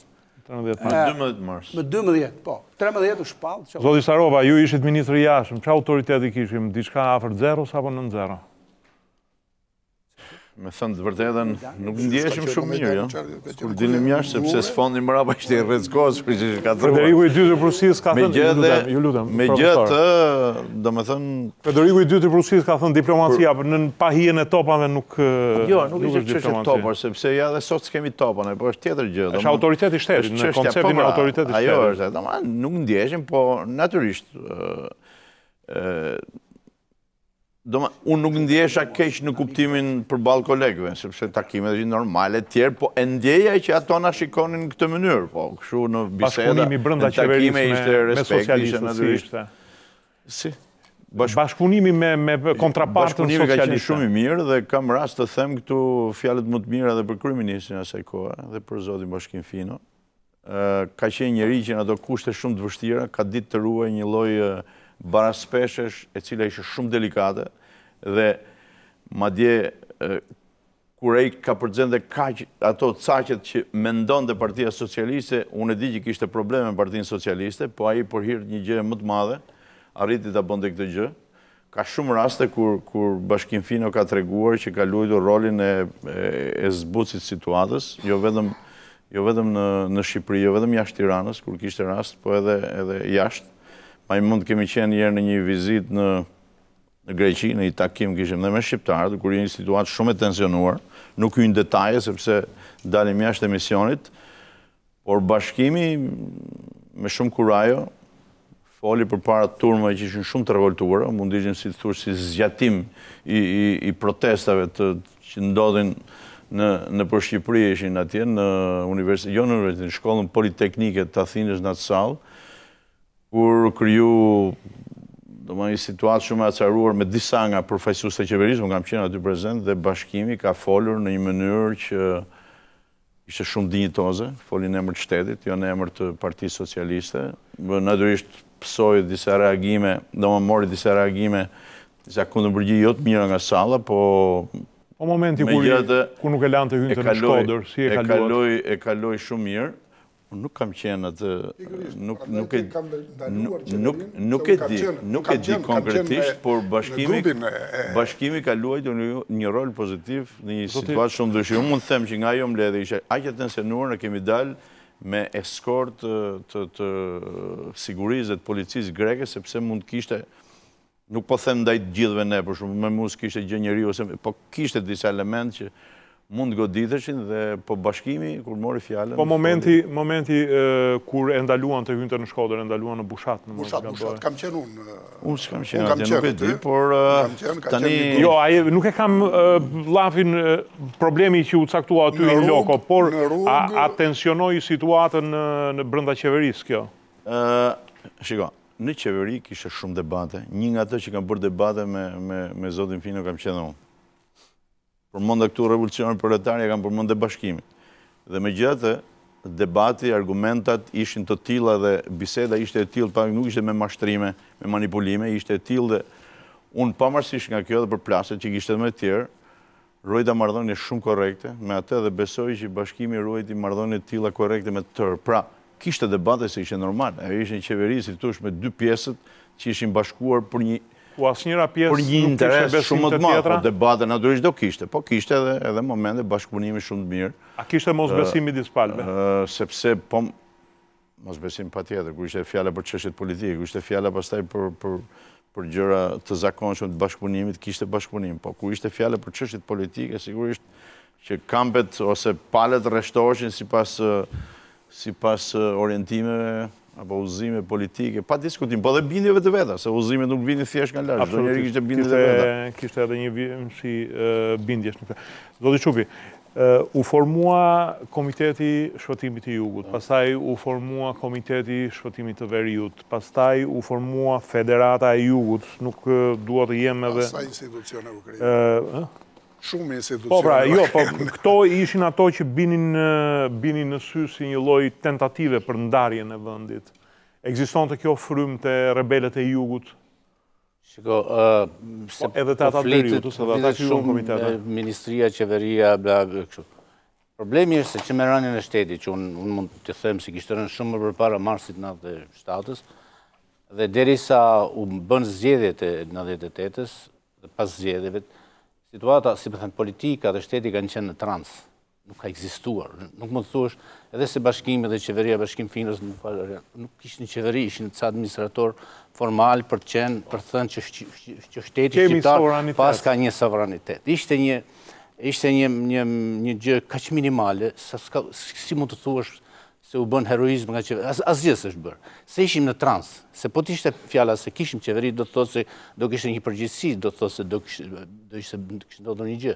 Në atë periudhë shteti as vrau dhe s'ka vrarë gjëri shteti. Përpiqje me zgjeru politika zonën e sigurisë dhe me organizu zgjedhje. Dhe presidenti i Republikës as kanë vrarë, as kanë urdhëruar vrasje dhe as s'kan mundur të ndalojnë vrasjen. Tentativa e Cerikut, për shembull, që u quan trupa paramilitare për të vendosur rendin. Edhe në Vlorë ka ndodhur ashtu. Janë vrarë njerëzit nga Shiku, po jo Shiku ka vrarë njerëzit. Ajo e ka qenë një nga ngjarjet më të shëmtuara të Vlorës. Ishte Kuqovës. Edhe ishte përpara hapjes depove. Aty filloi hapja e depove, pastaj që u mor Pashalimani. Se mos mendojmë të thjesht me histori.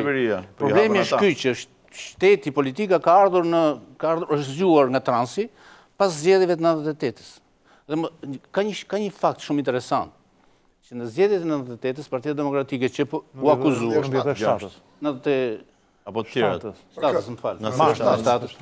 në atë kohë, Partia Demokratike, fajtore, e mallkuar, gjitha i kishë, ka fituar 27%, dhe më thënë, njeriu nuk ishte shkëputur, nuk u votua për djathë fare. Jo, ka fituar në Vlorë, ka fituar deputet në Vlorë, që do të thosë, gjithçka ishte jashtë politikës. Dhe komitetet e shpëtimit për të ardhur këtu ishin sepse s'kishte politikë, s'kishte menaxhim shtetëror e tjerë. Ato u konceptuan, u perceptuan nga njerëz me nivele, nga njerëz, domethënë, të rebelimit popullor, nga njerëz me idera spontane. Po jo fort të qarta. Kishte prapa vija politike tani. Po e diun komiteti i shkon mendja, mos përmend emrat tani për komitet shpëtimi. Komiteti i shpëtimit kombëtar të Vlorës praktikisht është formuar te shkolla Lidemi dhe un kam qenë prezent kur është formuar se isha gazetar. Dhe ata nuk kishin erdhën politikanë që mos përmend emra. Erdhën dhe deshin të shkonin pa se kishin frikë të ngatroheshin me komitetet e shpëtimit kombëtar. Nuk kishte aq, shiko, politika nuk ishte aq trime. Herë para nuk ishte e qartë politika, se po të ishte politika e qartë s'kishte për të ndodhur. Dhe pastaj ju kanë thënë atyre, ore, do bëjmë një deklaratë, të firmosim këtu dhe sot e kësaj dite ekziston ajo deklarata me Sabri Godon në ndjesë. Dhe ky është problemi që u krijuan këto komitete për shkak se shteti, politika ishte në nuk s'kishte institucione. Politika dhe shteti, praktikisht presidenti i Republikës, kryeministri e tjerë, janë fajtorë sepse ishin në trans, sepse nuk ekzistonin, jo sepse ekzistonin dhe ushtronin terror. Ky që kaosi, ky që kaosi në Shqipëri. Dhe koncepti nëse jug dhe veri në atë moment, sado që kishte në IZ, po shumë më pak se sa ka sot. E vërtet, shumë më pak se sa ka sot. Që po na vinë nga veriu e tjerë, realisht ishin zëra shumë sporadik. Në Vlorë praktikisht edhe kur kishte ata njerëzit e shërbimit të Shikut e tjerë ose njerëz që u gjetën atje sepse ishin shërbimi shtetëror dhe që u plagosën nëse mbani mend me karrige nga një kati dytë, janë marrë pastaj nga Jemur Bir, se njiheshin nga dialekti dhe janë mbajtur në shtëpi, janë kuruar, janë përgdhelur, janë mbajtur mirë dhe pastaj u ka thënë, do të keni rrezik për shkuar në shtëpi? Jo, nuk kemi rrezik. Domethënë, nuk ka pasur qëllime të tilla, nuk ka pasynime të tilla për ndarje jug-veri. Edhe vizita e zotit Bari Boriçi në atë kohë kryetar bashkie i të Djathtas së Bashkuar në Shkodër që bëri një vizitë në Vlorë, po. Ajo nuk duhet haruar si kontribut. Erdhi bashkë me 2 autobus me Shkodran për të kryer vjen keq, po fakti që dolën dhe urdhëgullon ndarjet jug-veri është një argument i cili në mënyrë tërthore të fare tregon edhe për influencat tuaja. Jo, unë e thash, krijimi Federatës së Jugut, krijimi komiteteve të Veriut dhe Shqipërisë së Mesme. Kto nuk mund vinin nga brenda Shqipërisë. Jo, nuk vinin nga brenda, nuk besoj se të artikuluara në këtë nivel është e vështirë të vinë nga brenda Shqipërisë. Disa shërbime kanë punuar. Publicitet kthehemi në pjesën e 4.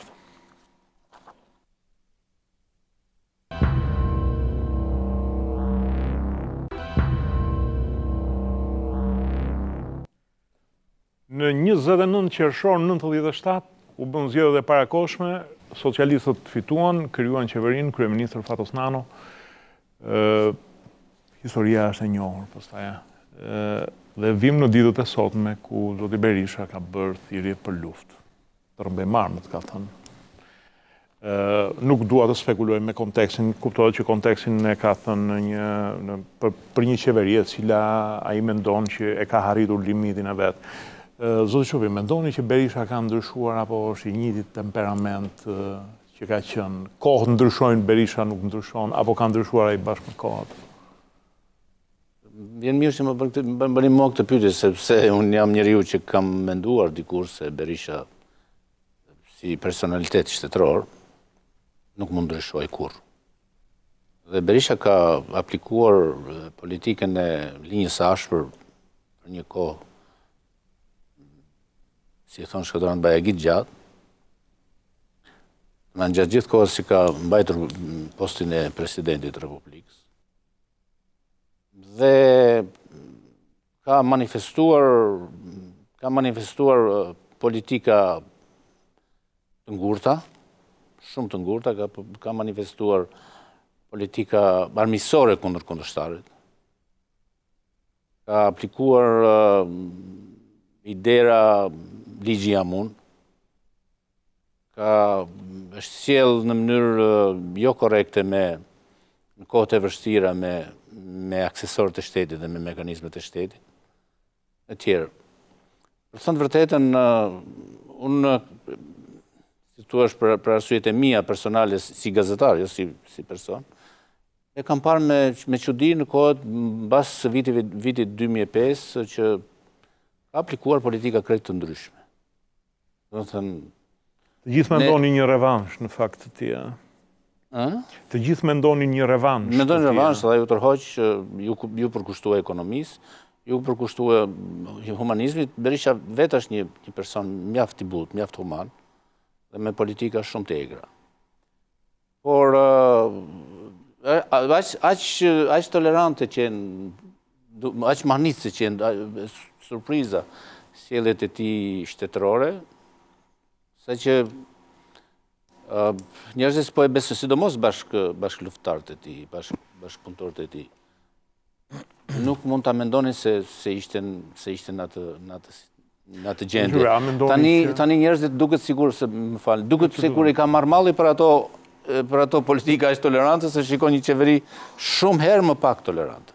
A mendoni që është një politikan i cili nuk ndalet, nuk ka skrupuj të paktën për gjuhën që artikulon, ndarjen veri-jug, për shembull i drejtohet kryeministrit Edi Rama, shiko Shkodranët mos bë vetëm për Vlorën, është një lloj gjuhe që e frakturon shoqërinë shqiptare. Ju në këtë rast po pyesni dhe një mik dhe një armik të Berishës. Jo, unë ju pyes juve sepse në 27 vjet i keni kaluar që të gjitha dhe unë di që karriera juaj është shumë më pak, shumë herët se sa. Jo, shumë herë, po dhe karriera juaj është aq e gjatë sa që t'ju bëj neutral, prandaj ky është nuk ju kundërshtova.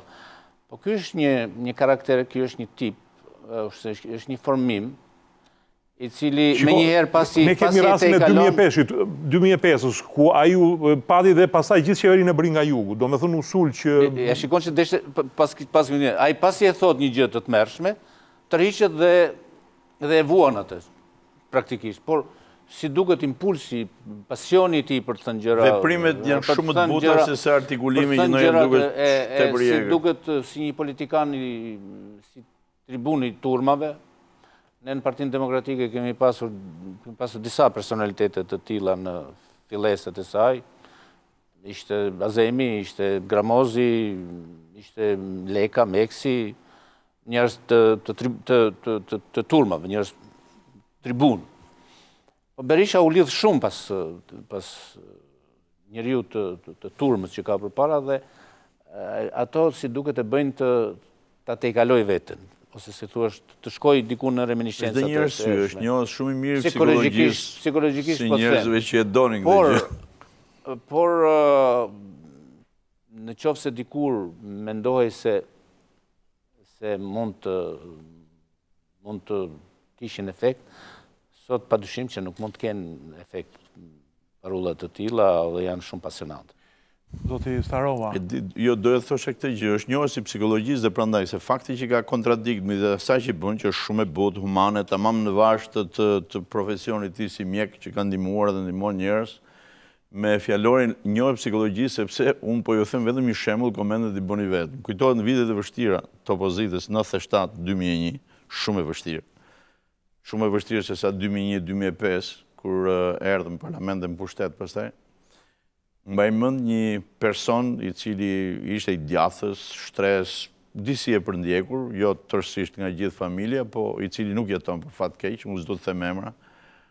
S'do përmend as emër gazete tje, po thosha, po aman e vdikjes po shikojmë asgjë, po ç'le lexon këtë gazetë, thosha, po aman e vetmja gazetë që kënaqem, do na duket sikur jemi mirë. Do me thënë, ndonjëherë kjo gjua ashpër gjitha bëhet dhe sepse shqiptarët kanë një karakteristikë, janë vërtet janë të zgjuar dhe njeriu me më pak shkollë të marrësh, po janë dhe shumë pasionant dhe shumë emocional. Rast mesatare, sanguina. Dhe ky element ndikon. Kjo e shpjegon për mua se mund të ketë shumë arsye, është dhe pasioni që Berishën e rrëmben në momentet caktuara dhe thot, po kur nuk bën atë që thot dhe kur nuk ka parasysh atë që thot, siç e tregon vetë politika. Kur ishte në pushtet kishte efekt sepse praktikisht dhuna në 97-ën që mban vulë shtetërore, ka dhe një, në kohën kur përdorat fjalor, turmat të frymëzohen dhe të vrasin rrugë. Do me thënë, dashur pa dashur jep lejen që të kryejnë dhunë. Kjo është krejt e palejueshme, krejt e pafalshme për njerëzit e tribunave, për njerëzit e fjalës, për njerëzit e politikës, njerëzit e mëdhenj. Duhet jetë më i matur. Edhe diçka tjetër do të thosha unë tani, ne analizojmë gjuhën dhe pse kalon e tjerë. Jo, zoti Starova, nuk dua të analizojmë Berishën, ishte jo, vetëm pse mos them edhe diçka tjetër. Në qoftë se Berisha apo dikush tjetër artikulon në një mënyrë të tillë që do ma metafora tegra, po themi, se nuk po themi që thot gjëra vërtet me të mos harrojmë diçka, se po diskutojmë vetëm shtresën e lartë, po ç'a pasqyrojnë këto? A nuk kemi ne probleme sot? A nuk kemi në një korrupsion, domethënë që ka kaluar çdo lloj skaj? A nuk kemi në një problem jashtëzakonisht madh trafiku drogës? A nuk kemi probleme të tilla? A nuk kemi probleme me ekonominë, me papunësinë e tjera?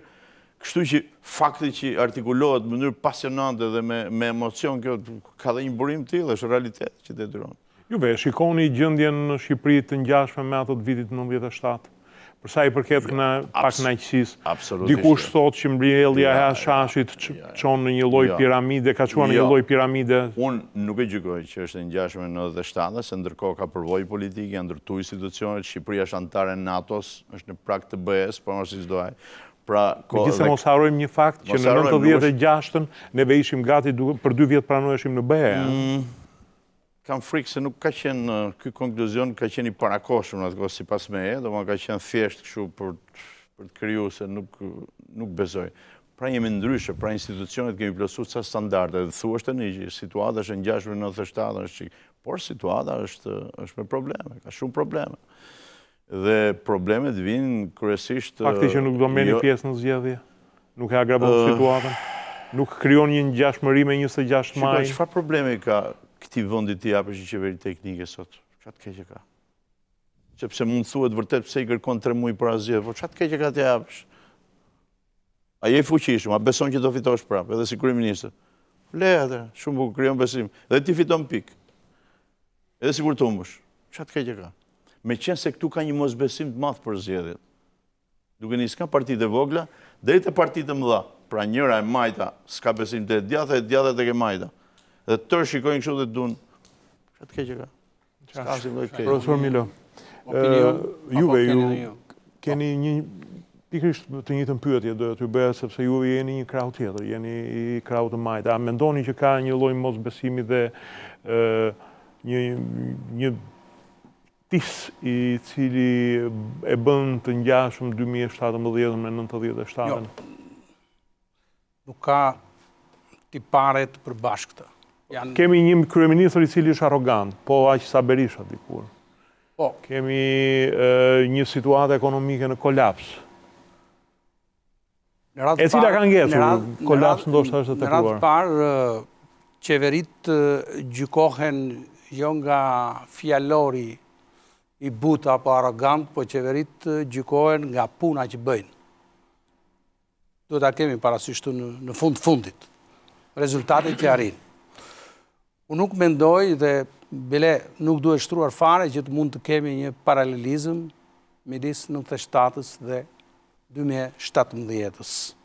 Janë krejtësisht rrethanat të tjera, siç tha dhe Ariani, ka probleme ka. Qeverisja aktuale, ashtu siç ka bërë disa reforma, po kështu ka edhe përgjegjësitë e veta në qeverisjen e vendit. Por unë personalisht nuk mendoj se ka arsye për të shkuar në qeveri teknike, thjesht sepse e kërkon opozita. Po, unë jam, dhe kjo do të ishte zgjidhja më e mire mundshme, që dy palët të uleshin dhe të bënin korektimet, ndryshimet, në kodin zgjedhor, për të garantuar edhe opozitën se do bëhen zgjedhje të lira dhe të ndershme. Nëse kemi të keqen të letra, ne kemi të keqen të zbatimi. Jo, pikërisht edhe tek zbatimi, të marrin angazhime që ta zbatojnë. Sepse, po të këmbëngulni në krijimin e një qeverie teknike, do krijohet precedenti. Kur të vijë opozita aktuale pas disa vitesh, mund të vijë pas disa muajsh, po themi pas një mandati tjetër. Po në qoftë se u japim rast? Jo, qoftë se si bet rast, nuk ka që t'i kërkoj. Ajo është interpretim subjektiv. Jo, s'është subjektiv. Sepse, më falni, unë, për mendimin tim, opozita aktuale nuk ka argumente që të kërkoj qeveri teknike. Por, opozita aktuale ka arsye të këmbëngul që të kërkoj marrjen dhe zbatimin e masave për të garantuar zgjedhje të lira dhe të ndershme. Dhe këtu ka dhe mbështetjen tonë. Jo se të ta mbështesim opozitën, po sepse ne jemi vetë të ndërgjegjshëm që ka nevojë për të marrë masa serioze për të garantuar zgjedhjet e lira dhe të ndershme. Më fal, a mund të bëj një pyetje, a ka korrupsion në këtë qeverisje? Më fal, korrupsion ka patur, Jo, më fal. A është më i madh atëre pyetje më direkte se sa qeverisja kaluame? Kush e ka matur që është më i madh? Kush e ka matur? I vetmi fenomen, më fal, korrupsioni është paka shumë shenjë barazimi i barabartë me vjedhjen e zgjedhjeve. Më fal të mbaroj. Nëse ka situatë korrupsion ka patur dhe jemi dëshmitar që ka patur edhe para 2013-s. Po ka patur.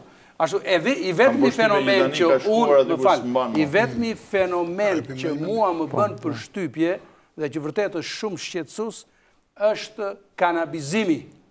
Ky është fenomen shqetësues për Shqipërinë dhe shqiptarët. Po i lidhur me korrupsionin. Po nuk është vetëm çështja e korrupsionit, e lidhur me kanabizimin. Sepse ai që bën korrupsionin bën edhe këtë tjetër. Është çështja e imazhit të Shqipërisë. Është dhe çështja se unë kam marrë shqiptarëve në radhë parë, le imazhin, imazhi vjen mbrapa. Imazhi dhe gjithçka. Domethënë korrupsioni s'prish punë sepse është gjë shqiptarëve. Kanabizimi ka të bëjë, po vjen keqën bashkë. Prandaj, këto janë dy argumenta që kërkojnë të kemi garanci më të madhe për zgjedhjen. Shumë e thjeshtë. Për zgjedhjet mund të gjeni instrumenta të tjera të cilat keni dhe mirëkuptimin ton për disa kërkesa. Për shembull, për numërimin elektronik që e kërkoni juve, është dhe një mbështetje juve ku jeni me se tash i keni partinë tuaj, profesor, ta pyes edhe sigurisht ne kemi lidhjen për drejtësi e progres. Po pra, pikërisht, ju keni tash me partinë tuaj. Juve si e shikoni situatën që është? Tani besoj kolegët më mirë kuptojnë që unë nuk ndaj të njëjtin mendim që situatat janë ndryshme në 97. Unë them mentaliteti është po ai. Do të thënë në pikpamje të mentalitetit politik, unë nuk shikoj asnjë ndryshim. A e shikoni të tepruar arogancën e shtetit? Në pikpamje të ndërtimit të institucioneve politike, unë e shikoj të njëjtë.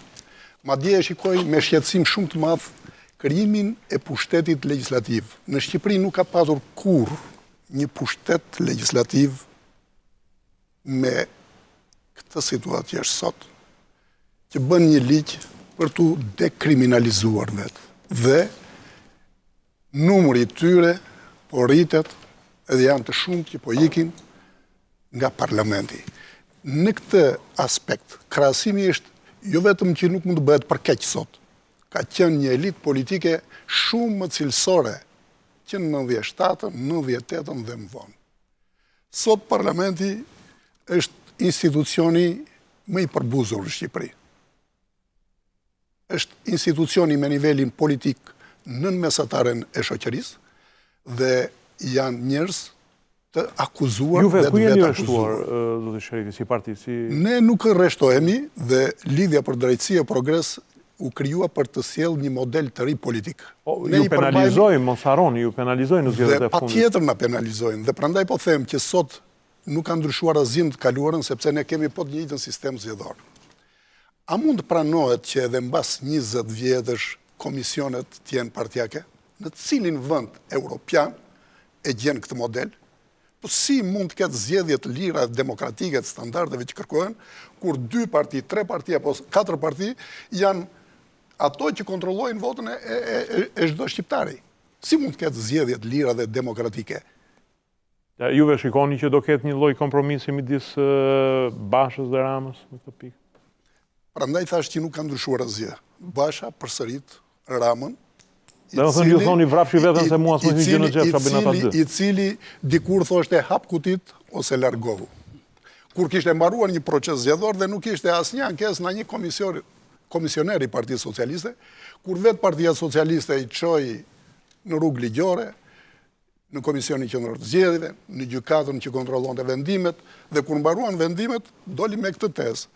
Mentaliteti është ky, prandaj them, sot prapë PD-ja futen në çadër dhe thot, o qeveri teknike, o nuk ka zgjedhje. Tani të vim te ku rreshtohemi. Ne nuk rreshtohemi tek asnjë blok. Sepse jemi kundër kësaj mendësie politike, kundër kësaj filozofie dhe kundër këtij morali politik. Zoti Milo. Prandaj ne nuk mund të bashkohemi. Nuk mund të bashkohemi me trenat e kam thënë. Zoti Milo, ju e mendoni që do ketë një dalje nga kriza, ka hyrë, jemi në ditën e 20 të protestës? Unë besoj se ka 2 opsione. E para është një kompromis i orëve të fundit dhe i dhimbshëm që do të detyrohen ta bëjnë në momentet e fundit, dhe ose e dyta, jam i prirur ta besoj dhe këtë, që mund të ketë një shtyrje të zgjedhjeve me qëllim që të garantohet një kod zgjedhor që do të siguroj zgjedhje të lira dhe të ndershme dhe zbatimi i vettingut. Këto të dyja shkojnë bashkë. Zoti Sarova, ju cili mendoni se do apo keni një opsion të tretë? Jo, mendoj që zoti Basha ka bërë shumë qartë, shumë herë, që kjo është një rrugë që nuk ka kthim pas. Po diskutim nuk ka. Unë nuk shikoj kompromis i cili të mohoj qeverinë teknike. Unë shumë shikoj jo qeveri teknike, po qeveri me bazë gjërë. Politik ka kompromise. I di që ka. Më falë, e nisa fjallën time duke thënë, Zoti Basha e ka përsëritur shumë herë që është një rrugë pa kthim. Në më thonë, ju mendoni që do kemi një risi politike, sepse PD-ja ka hyrë në zgjedhje në 97, në? Kanabizimit që jemi dakord të dy, korupcioni që unë jam dakord, ju mendoni ka qenë gjë. Më falë, kanabizimi nuk ka lidhje me 97-ën ku kërciste mitrolozit dhe... Jo, pra nuk po flasë për 97-ën, po diskutoj gjitha këto janë arsye që tregojnë që... Dhe pra PD-ja hyrë në zgjedhje. Është mirë që edhe shumica parlamentare dhe kryeministi ta shikojnë me pozitivitet çështjen e një arbitri ose një organizatori, në këtë rast qeveria teknike apo me bazë gjërë, i pa-anshëm ose i balancuar i zgjedhjeve, duke bërë dhe gjithë ndryshimet përkatëse, pse jo dhe elektronike dhe tjerë. po edhe nëse zbën elektronike, një ndryshimi i menjëhershëm duhet bërë. Jo komisioner partjak më. Jo komisioner partjak në asnjë mënyrë. Gjyqtar, noter, arsimtar, njerëz me një lloj moshe që njihen për integritet. Pse çka ka? Si ku dëgjojmë? Ata janë nga partive respektive politike. Po skemi ne. Vota i bën me Ministri e Brendshme. Shikoni vjen keq një minutë. Keni besim djalin Sajmir Tahirit ju? Ka një ndryshim të madh kur thua që një person është përfaqësues i një partie dhe një person nuk është përfaqësues i një partie. Ai natyrisht ushqen një prirje për një parti, për një politikë caktuar, por nuk e ka etiketën që është i partisë. Por nuk ka pse të rri aty si partizan, po themi që të vritet po. Jo, ai bën detyrë. Edhe ka frikë. E di pse do ri. Merë një arsimtar. Kurse ka me ligj që përfaqëson partinë. Arian, ka ndryshim shumë të madh. Po blihet komisioneri. Arian, dëgjoj me vëmendje një minutë. Marr një arsimtar që ju propozoni që do ta çoni në komisionet e numërimit të grupet e numërimit të votave. Ai arsimtar mendojmë që ka nivel intelektual e tjera, ose një ekonomist. Por nëse ky arsimtari është mësues në një shkollë X të një rrethi të caktuar dhe që varet nga drejtoria arsimore dhe drejtorisë arsimore. Po merr pensionist morbur. Po, tali më pensionist, që do marim të shi, do vendosim dhe mjede... Do ketë vështirësi për dëja të gjitha. Ka vështirësi dhe tjera pensionistë, po jo, mos më shmangë. Analizis logikës. Dua ti ushtrojt presion dhe këtyre njerëzve atje, duke i kërcënuar edhe me heqen, largimin nga puna, pas përfundimit. Dua t'i kushtoj 2 minutat e fundit. Dhe numërimi elektronik është zgjidhja. Shiko, jo është zgjidhja. Qofse do flasim gjithmonë me këtë mendësi të mohimit gjithçka, edhe unë them dhe votimi elektronik i fut një virus dhe po si dush. S'kam besim. Dua t'i kushtoj 2 minutat e fundit një pyetje për zotin Çupi, meqense jeni dhe sebep i mbledhjes, nga që keni qenë dëshmitar i gjithë atyre viteve. Juve si e shikoni, do shkojë në ekstremi situata, pra keni skenarin e kompromisit, shtyrjes së zgjedhjeve, apo do shkojë në një lloj kolapsi institucional dhe politik të vendit? Po këtë desha të shtoja dhe për miqtë e mi, domethënë kemi 97 dhe po kemi edhe 2017. Për çudi koincidojnë me 7 të dyja. Është 20 vjetore. Nuk do ndodhë në qoftë se situatat shtrydhen për të pasur tension. Nuk kemi tensionin 97, por kemi tensionin 2017. Nuk ndryshon gjë, ndryshojnë vitet thjesht. Por në ngjashmërinë ku e shikoj? Në ngjashmërinë e shikoj tek fakti që tek e njëjta e përbashkët. Në qoftë se politika në 96-ën hapte rrugë, çlirohej, jepte dorëheqje, etj, s'do kishte ndodhur në 97. Dhe tani ndodhemi para një gjëje, domethënë para një situate, në qoftë se qeveria sa më shpejt zbaton një kërkesë, në fundit një ministër, një kryeministër, një laps do të ketë në zyrë, ta marrë me vete dhe të mos shfaqet nesër në zyrë, se nuk është të zyrë e tij. Dhe të jap dorëheqjen sa më shpejt, të shkohet në një qeveri teknike, qeveria teknike nuk është qeveri e botës, është e jona. Besoj se bien ka një problem shumë të madh. Kjo është dëshira, problemi është realiteti. Një problem shumë të madh, me thënë të vërtetën, për domosdoshmërinë e qeverisë teknike, nuk është fjala se dikush e kërkon. Është problemi që Shqipëria ishte e mbytur në drogë. Shqiptarëve nuk u është thënë asgjë ku kanë shkuar paratë e drogës.